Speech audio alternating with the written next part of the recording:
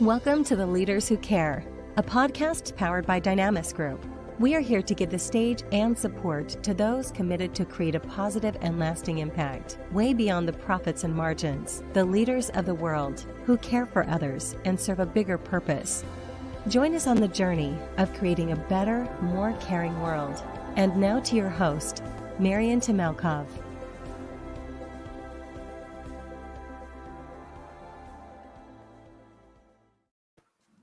Hello, everyone. I'm very pleased today to welcome a special guest, someone that is actually making a profound impact on the world with his own journey, but also giving back and spreading. As you know, in the Leaders Who Care, we want to bring leaders from every corner of the world that care for others. And today I have the privilege to welcome Brian Mayne. Brian, thank you for joining us today and welcome. It's a pleasure to be with you. Thank you for inviting me, Marian. Which corner of the world you're joining us first, and will be awesome to share a little bit about you as well for those who never heard of you or don't know who is Brian. Yeah, I'm in my home, and I'm in a small town called Ventnor on the Isle of Wight, which is in the south of England, and I'm right next to the sea. It's just outside of the door here. And I'm teaching personal development and goal setting technique since 1995. That's helping people in different areas of life. So in work, but also in education and in leading themselves in the best way. Oh, thank you for doing that, Brian. And Isle of Wight, I've been to the place, and it's a beautiful part between the Great Britain, UK, and France, in fact, and in between. And I know you have the better part of the weather in the UK. So yeah, it's a little warmer. It's a little warmer, but also it's very nice and creative place as well. And in my experience of visiting the islands, and also it's very interesting to hear your story of what inspired you to do what you do, Brian. You know, how did you decide to arrive where you are, in fact, and kind of, because what you've been doing is it's commitment. It's for a very long time. It's not happened overnight. But how did it all happen, and what inspired you to do what you do? Yeah, it's been a journey now of around 30 years.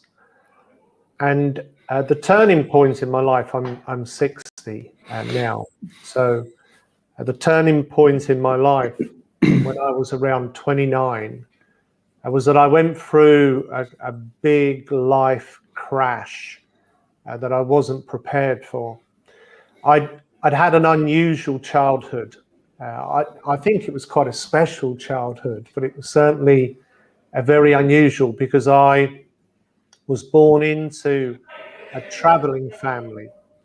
My family come from funfair and circus people, and they would travel around operating carnivals, and they have done for hundreds of years. And the year that I was born, and my father being quite an entrepreneur guy, quite a leader, he could see that the traveling way of life was changing, and that a good new thing was to open up the traveling funfair equipment at the seaside. And so we would come here, where I still live, Ventnor, on the Isle of Wight, and we would be here 4 months, and we would travel with the funfair for 4 months, and we had a winter base. So each year I had different homes, and I never went to school very much, which was quite normal for the traveling children of my generation. I went to school a little, but different schools, and only a few months each year. I left school before I was 13. I dropped out of education. I had no qualifications, of course, and I wasn't able to read or write properly. I have dyslexia. And so the academic side for me was very low. I was also inspired by my father, who was like a natural leader and entrepreneur. a really caring man as well. And I worked full-time with him and the family business, and that was very successful for quite a period. I become one of the youngest people, in fact at the time it was the youngest person, at 18 years old, to be given an alcohol and entertainments license. And I opened a disco at 18. And it was a very unusual thing to be allowed to do that so young.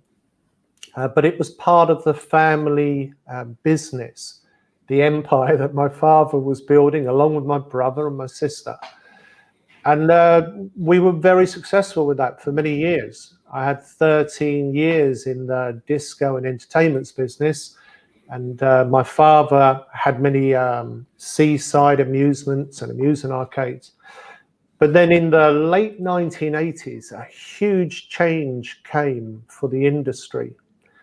And the change was triggered by the lower prices of airfare. And many English people wanting something more and something different and guaranteed sunshine. And many of the English people started to take their main holiday in the Mediterranean, and not here in England and not here on the Isle of Wight. And within a few years, tourism crashed here. And the island really was, the only economy here was tourism. There is no industry. It's too expensive to bring in the raw materials and send out. There was a little shipbuilding in the past, but now really service industry and tourism. And when tourism ended, it became a really difficult time, and many of the old family businesses went out of business. And my family's business was one of those that ended, and I lost what seemed like everything at the time. My home was repossessed, my car and possessions repossessed, my marriage ended. I had no qualifications because I'd never finished school, and I wasn't able to read and write properly, and I'd never had any formal employment. I'd worked for myself and my father, and I was £1 million in debt in 1992. And my parents, their home was about to be repossessed, and my brother's home was repossessed. And so it was a real crisis time in my life. And I joined a sales organization on commission only because it was one of the few opportunities open to me. And it became a huge turning point in my life, because in joining that sales organization, I was introduced to the simple science of positive thinking and how to set effective goals, how to activate both sides of your brain, logical mind and creative mind. And that became a whole new world for me. I used the positive thinking and goal setting not only to help me be more effective in my sales activity and within my career, but also specifically I used it to help myself as a person. And I focused on overcoming my learning challenges and teaching myself to read and write well. And it took me about 1 year, and I just become so fascinated after 1 year of setting this goal that I could read. I wanted to read lots of things, but I become fascinated in knowing more and more about how positive thinking helps us in so many ways, and how the brain is working, and how success, lasting success, happens on purpose. It's not an accident. There are principles we can learn. And the man that was teaching me all of these things, he was a trainer in the sales organization that I joined.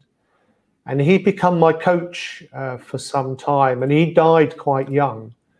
But for some years I had him as my coach, and I, even to this day, feel grateful to him that he helped me understand these things and improve my own life. And so I made a commitment many years ago that I would teach the things that helped me to as many others as I could.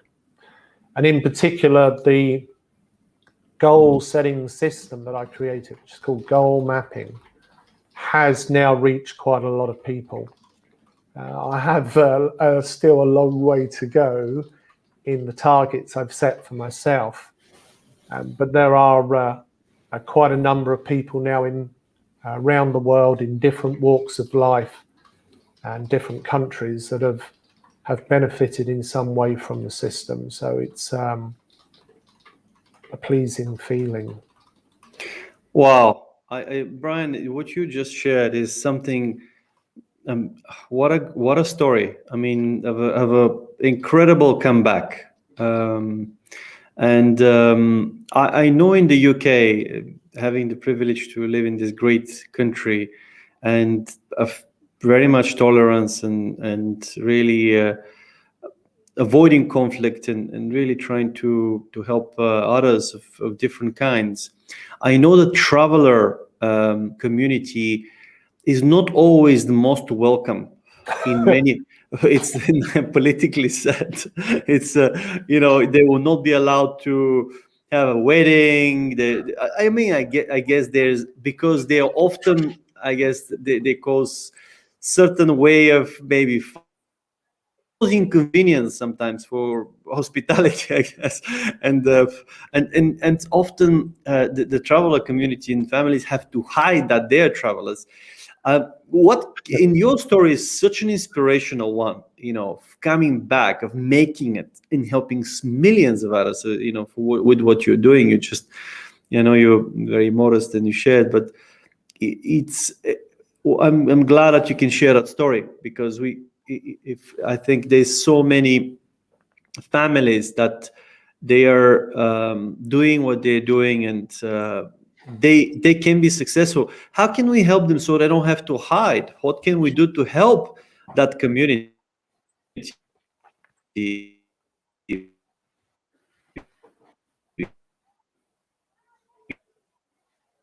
Because your roots are also being a caring leader as well, Brian, and that's something which we have some interruption of our connection. We just started to have a very special topic. Yeah, I can hear you, but the connection is slow. Can you hear me okay?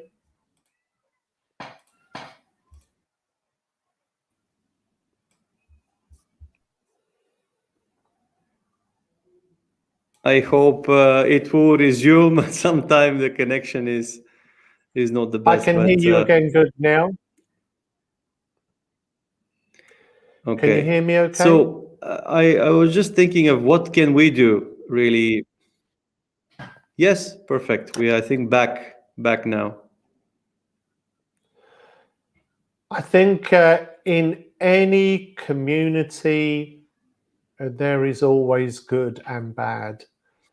And sometimes just a small percentage of the community are doing some things that create a bad reputation. They're doing some things that are not correct. The challenge is that we often form the perception that everyone from that community is that way, not just that some people within the group are that way, that they have done something. So I think the main thing that people can do, and it's just an important principle in life and relationships, is to stay open. It's not to have a prejudice. It is not to prejudge.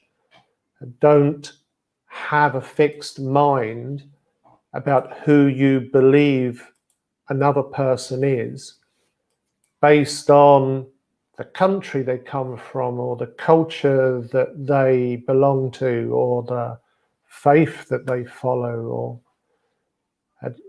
I think that is what has created so much grief in different ways for forever in the world is that we prejudge based on where someone has come from or the society that they belong to, the creed that they are. And so if we can move beyond that and look with just clear eyes at the person and see the person, and then in that way, I think we're able to see what is best of the person as well.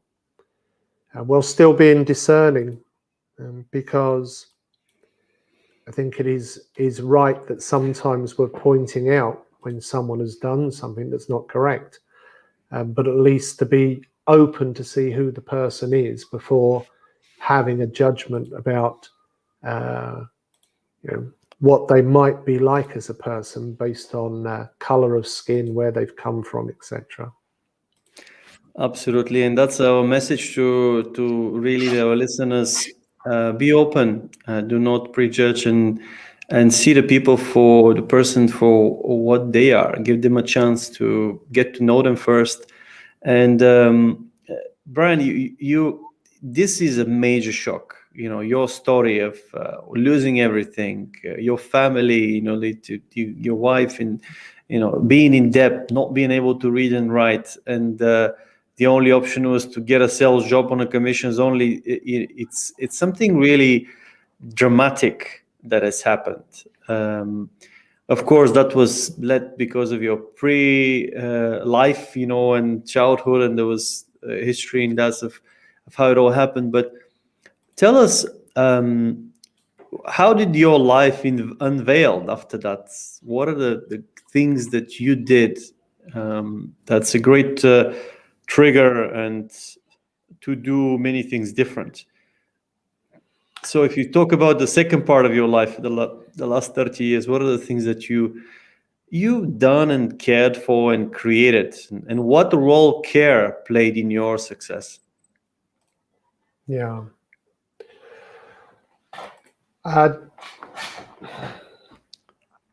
There's a part of the story that I don't often tell, which is that after learning to read, I read lots and lots and lots of personal development books. And I become much more interested in reading older books that had a personal development message. And I become interested in different forms of meditation and many things that were not of interest to me before. And I had a spiritual experience one evening where I saw a possible picture of my future. And I saw myself going around the world and helping many people and writing books, etc. And it was like watching a movie and a voice in my head saying, this is your future if you wish it. And so that was such a powerful experience for me that I believed it. And within a few weeks of the experience, I was offered an opportunity, a job, to go and work as a trainer. And I took that opportunity because I very much believed it was sort of meant to be. It was like a step for me to leave my work in sales and move on to making presentations. And I'd made this decision that I was going to help as many others as possible. So it seemed like it was the path opening up for me. And I followed that, and it was very synchronistic in the early days for me that many things that I set goals for, they just fell into place. And I started teaching the work of Stephen Covey in his 7 Habits of Highly Effective People. I become a corporate trainer with that work, and also teaching the work of Tony Robbins, and making presentations for a training organization in England that would put on a lot of personal development workshops for leadership in business and life areas. And I become one of their top trainers. I also one night had a flash of insight driving my car late at night through London. And I had been asking a question very deeply, which was, what is the most effective way to set goals? Because I realized that learning positive thinking and goal setting is what helped me to transform my life. And it made me question, why are we not teaching this as standard in our schools? Is it because the teachers don't know it, and many of them don't? They don't understand it. And why is that? Is there not a standardized way of setting goals? What is the best way? Why does it work for some people? Doesn't seem to work so well for others. You know, there are obviously some science here to learn. And I become, I suppose, obsessed. I thought about it endlessly, just all the time. And then one night I had this flash of insight. And what I saw was that if we are going to set goals in the most powerful way, really meaningful way, then it's really important that we use a combination of words for the left brain, logical mind, so we can be clear and precise about the goal. And that also equally we use pictures or imagery for the right side of the brain, the creative mind, because we need to activate both logical and creative mind when we're setting the goal, and also to stimulate both the conscious mind and command our subconscious mind, our autopilot, to move us towards the goal.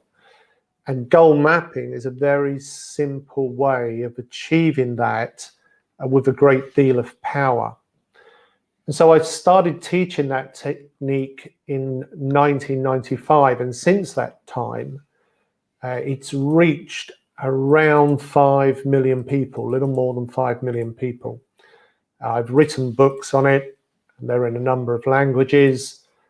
We have many training programs, video, audio, and also there are 1,500 certified teachers, trainers, life coaches, therapists, business leaders that also use the system.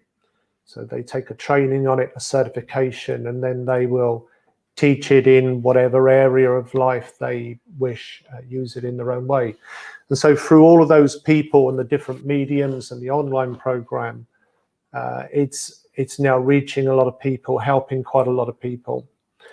The reason I mention that it started, I had this experience, a sort of a spiritual moment where I saw my possible future, is because there were many hard times along the journey.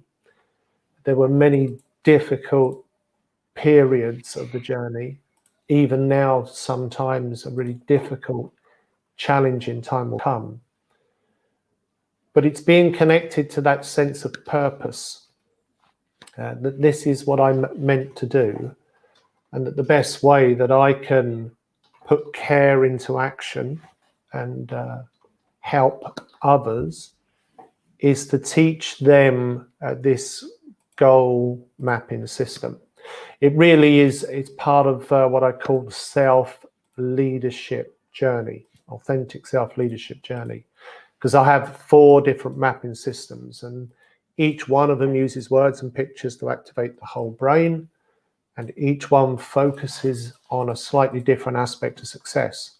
So goal mapping is about physical achievements, and then there's another system called life mapping, which is about developing yourself as a person, action mapping, which is about communication and habits, and self mapping, which is about bringing your high self and low self together to become your true self, authentic leader.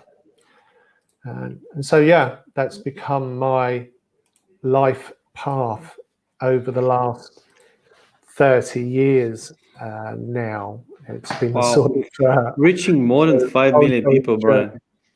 This is, I mean, can you 5 million? This is like not one or two people. It's significant. I always believe, even if you touch one person, you made a difference.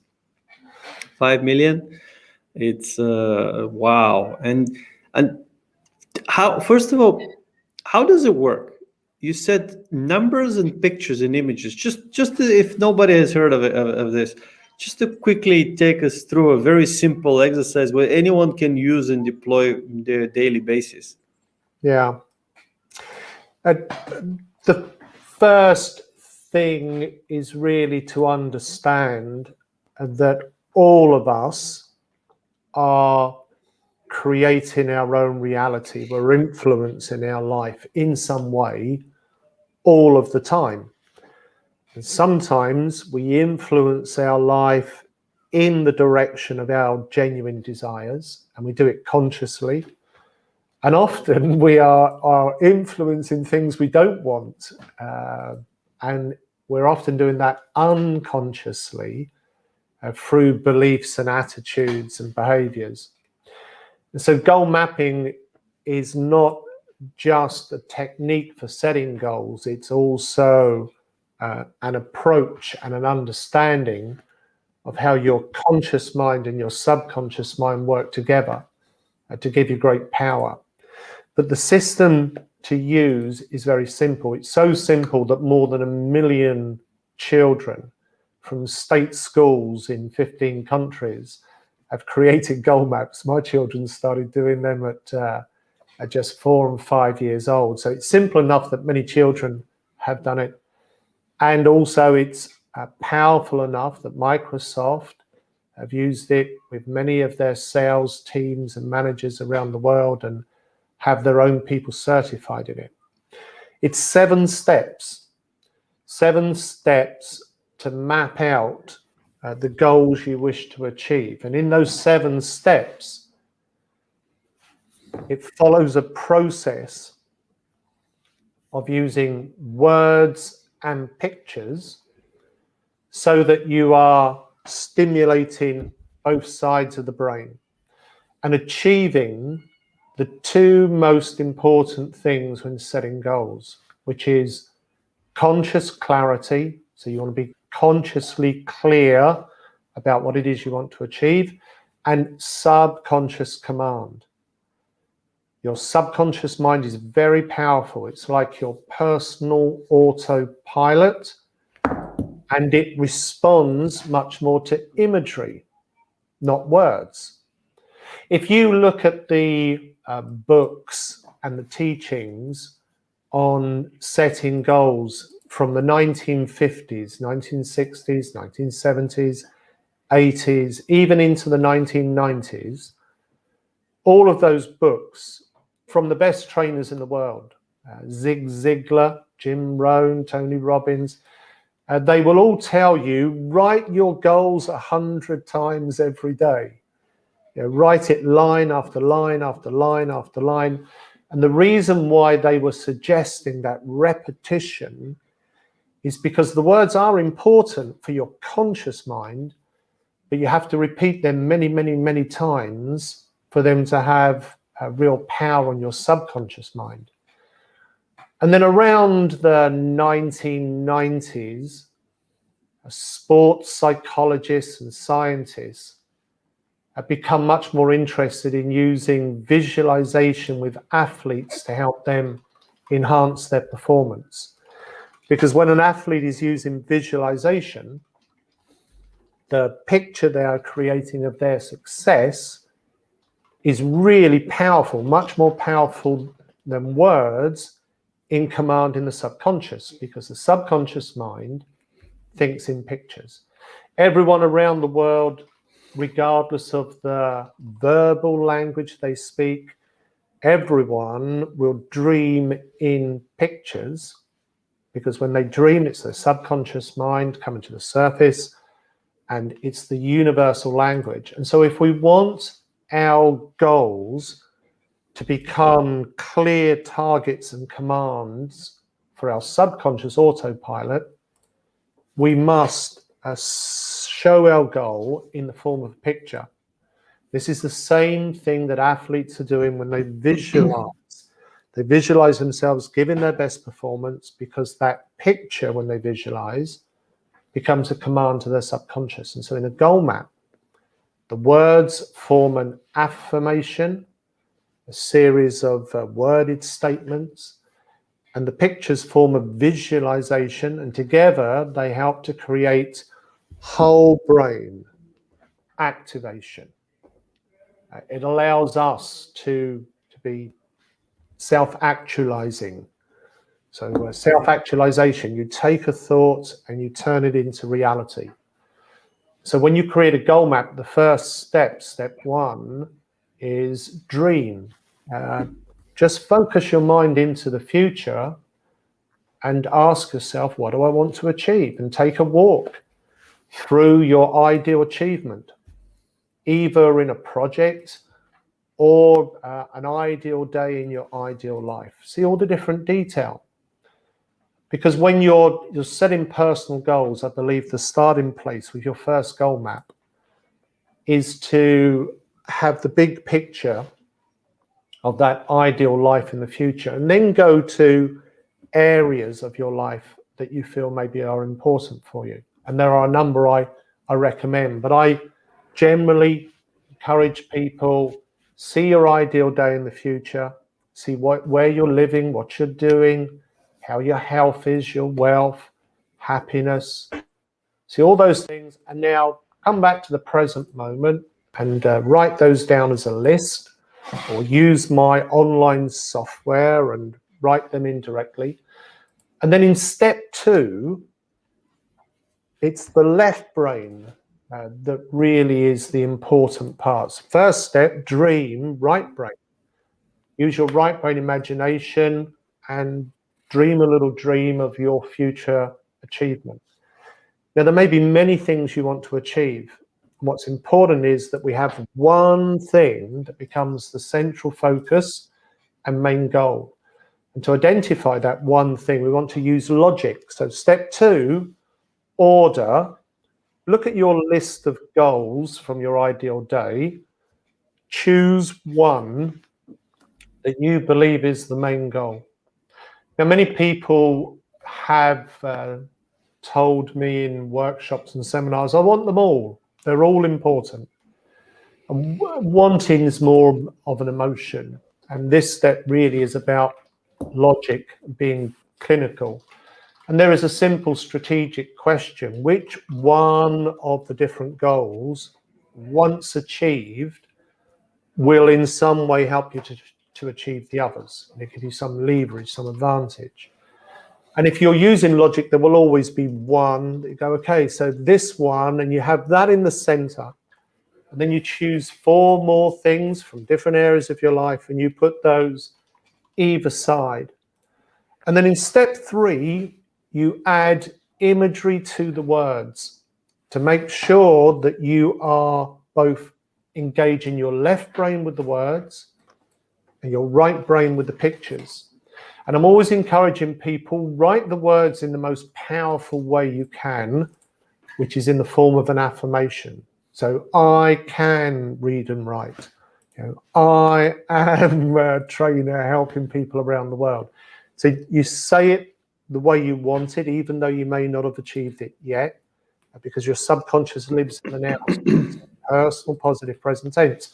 And then choose imagery that has the greatest meaning for you, because the more meaning the image has, the more powerfully it will command your subconscious. If it's meaningless, it's not going to have much power. If it's meaningful, the image is going to have a lot of power. I'm using sometimes my own drawings and I upload them into my online system. And I'm often using photos of my children or places that inspire me, and sometimes images that I find. But if it's meaningful, then it serves to help stimulate the brain cell connections. And it's those brain cell connections that send a command to our subconscious mind, and the subconscious mind then moving us towards the goal. And in step 4, I ask people to identify why they want it. So if you've thought about what it is you want, and you've chosen the priority, and you've added some imagery, now get clear about why it's important. What are your 3 strongest emotional reasons? For me, it's my sense of purpose. So I have my own goal map. In fact, I've got one right here in my folder. And I've got my main goal in the center, which is my online system. And then I've got goals either side. This is my business goal map. And then at the top here, this is reasons why. And then we've got timeline, we've got how and who. And so in the 7 steps, someone is guided through identifying what is it you want, have that dream of your future, and now prioritize what's the main goal, put in the side goals, add the imagery, and then why do you want it? When do you want it? What's the time frame? How are you going to get it? Simple action plan. Who is going to be involved? Who is going to help? Is it just you? Are there others? And you have the whole thing on one page. And it's this combination of words and pictures stimulating both logical as well as creative mind, left brain, right brain, conscious mind, words, subconscious mind, pictures, is what makes the system work well. And these days, I increasingly am doing interviews and a lot of online work. But actually, the great majority of people that goal mapping has reached has been through word of mouth recommendation. It's just a very simple system. And since 1995, I've made free templates available for people to download the templates and the instruction and just do their maps many times they wish. And in more recent years, it's the online software that people prefer because you can do more with it. And again, there is a free level of the software that people can just go and use and create their map. But I receive some amazing stories these days of things that people have achieved with it now. And it's, yeah, keeps me motivated. Thank you so much for sharing this. I feel like this is such a, I knew of visualization is very powerful, but now I understand you combine both affirmation combined with the visualization. And just the way you explain it so simply, I can relate to it so much, because, and also attaching emotions to it, you know, because why is it important, and how are you going to achieve this? It's, I think it's, thank you for sharing this, and so helpful, because a lot of people have heard of goals setting and so forth, but it's like a lot of people have heard how to, you know, going to the gym and how to train, but they don't know exactly how to do a certain system, and you turn it into a system that actually works. By the sounds of it, since you have more than 5 billion people really using this, Brian, and it's and of course your story has just suggests so much and tell us what's inspired you on one hand, but you've done so much for the last 60 years of your life, and especially the last 30 has been a kind of a new direction. What excites you these days, Brian? What are the things that you exist at this moment in life? Is there another 30 years of interesting journey that may come in? Is it a turning point? Looking back at your 30 kind of years. Yeah, my goal is to reach 7 million people. Why 7? Or just out of curiosity? It came in a meditation one day when I was here, sat in a park. I was meditating. It was the start of the year, and I was thinking about my purpose. Mm-hmm. And and a voice in my head was saying to me, "What's your purpose, Brian?" And I was saying, "Oh, my purpose is to help lift lives, help make a difference in the world." And this voice in my head said, "Yes, but how many? How many? And how will you know? Is it 1? Is it 10? Is it 100? Is it 1,000? Is it 1,000,000?" And I thought, "Oh, I don't really know, actually." And then this voice in my head said, "Help lift 7 million lives." And so I dismissed it at first because it just seemed a ridiculously big number. But it stayed in my mind and it had a strong feeling. And I thought, well, maybe it's intuition, it's an influence, maybe my subconscious mind, something, but I will set it as a goal. And once I just want to ask you one question, because 7 is something very special. And I wanted to ask you, do you believe in God? Yeah, I do. I don't have a faith that I follow. I've just come to believe that there is some higher intelligence in life, but there is not a church I belong to or a particular faith I follow. I find them all, I respect them all, I find them all interesting, and I often read on them. One of the things that has fascinated me is that you mentioned just now about visualization and affirmation. And the more I studied ancient teachings, the more I realized that the combination of affirmation and visualization is something that some cultures have been using for so many years, for thousands of years. In Hinduism, the priests will chant a mantra, words, while they draw a picture, a yantra, power pattern. The Buddhists do a similar system of chanting mantra, words, affirmation, and power patterns. The reason I ask this question, because you know what the number 7 symbolizes?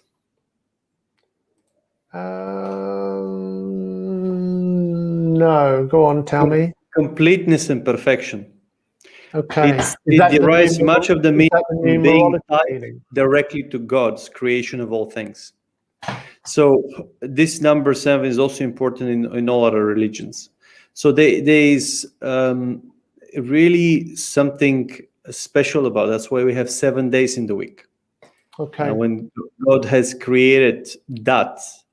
So, and there is a meaning to it. That's why I asked you, do you believe in God, especially Jesus here? Because this is very much what is done to completion, perfection, both physical and spiritual.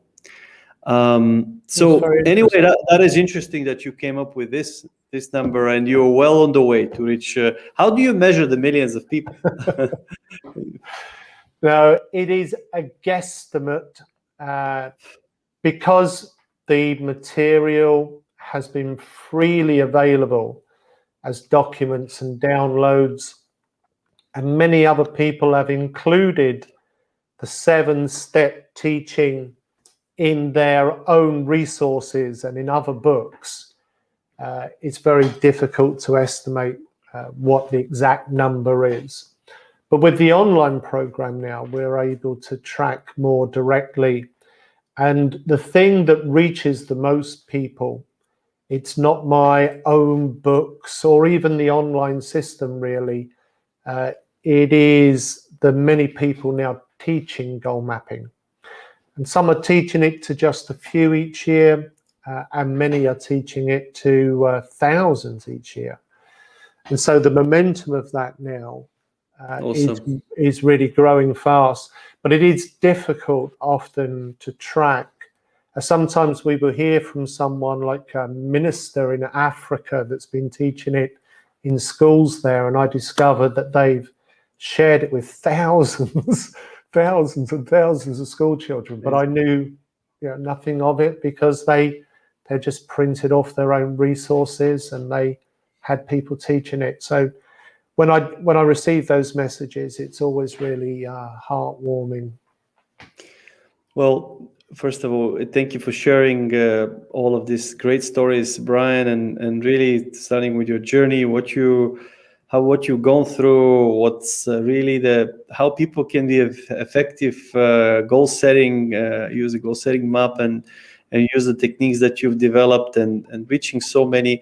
What is your really, and what a great service and care for the world in many ways, and not only representing, from coming from your own community, but also representing how your own community serves the rest of the world. So that's a great example of and we're so privileged to be able to share this amazing positive impact that you're having on the world and the people around us. What is when you close your eyes, when you think about a better world, what is your dream of?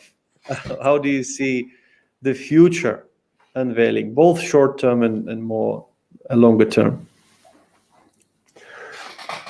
My hope is that human beings are on a journey where there will be a shift in consciousness, and individually and then collectively, people will understand and insist on having a better world. I'm not sure that we can wait for the politicians to lead us and create the policy, or business to make a plan. We can all work together.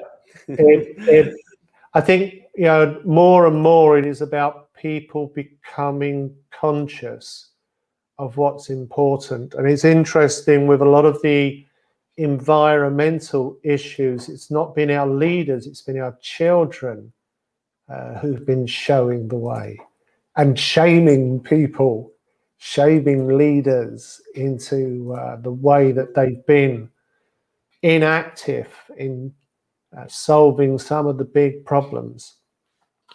I'm believing strongly that everything happens for a reason. There's a meaning, a purpose in things. Things often are looking random, but we live in a world of cause and effect. And we can understand if we apply fundamental principles like cause and effect, a little perhaps of what the lesson is or what we need to do differently. And I'm hoping that one of the positive things with COVID and the lockdown is that it will make people think a little more deeply and raise their awareness about what is important in life, so that we put care for our community, for our environment, for each other. We put that at the forefront a little more, and that people learn to lead themselves rather than necessarily needing to be led. I think we will always have, obviously, people that are great leaders because they are inspirational, and there will also be, I think, great movements, that people join, and that together they are much stronger to achieve things.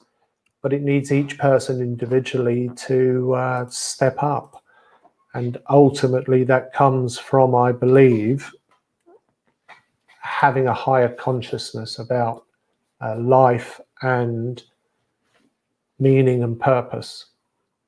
And more, I think people are looking for meaning and purpose. I see so many people wanting coaching or a training program that's going to help them find and follow a life purpose. And I believe everybody has a divine, God made us all special, and everyone has a special mission on earth. And I believe, and that's why we naturally look for it, because And if we don't find it, we don't feel fulfilled. Simple as that. But sometimes people don't spend the time to actually learn the books and especially get to know God. Because if you don't spend that time getting to know all these things, it's very difficult to find it. It's like go and look for something when you're blindfolded. So I think what you just suggested of reading a lot of books, really finding that, look for it, because if you look for it, you shall find. And have more consciousness is a great message that you're sending, Brian. I have a dream of more caring world where people from all over different communities, whether they're travelers, whether they're from Eastern, Western, Africa, Asia, Australia, US, or different countries of the world, actually come together, united, to take care of each other, to move that needle and that spirit of austerity and taking to giving. And I think if we move that needle and start looking out for each other, consciously being open and give people a chance, really, regardless of what community they come from. Look at a great example, from the traveling community, what you have done and achieved. Would love to inspire more people, to look out and see that it's possible they can make a profound impact to millions of people. One person, just out of your own experience and desire. So someone said you can't change the world. Actually, the world is a living organism. Maybe we need to change our own world first before we try to attempt. We can positively impact it, even if we do it with one person at a time, starting with ourselves. I think it's a great mission. And what you have done and the tools you've provided is a great service, Brian. And I just wanted to ask you that are interested and really in the work and goal setting and mapping, where could they find you? What are the best ways to reach out or get connected or use the tools that you've developed? Goalmapping.com. So simple. Goalmapping, all one word.com. And there they will have access to the free online software, and the free templates. There's free children's material, and also my contact details are there. And it's very simple for people to reach me. Brian at goalmapping.com is my email. And again, goalmapping.com is the main website. And there's a lot of information there and tools and downloads, things that people can use, and free video so that they can see the main teaching around positive thinking, how the science of positive thinking works, and how that relates to the goal mapping system and commanding the subconscious. So all of it's available for free. Brian, thank you so much and for You're joining us and giving your time and serving the world. God bless you in your work, and thank you so much for coming up today. Well, bless you for having me. Thank you.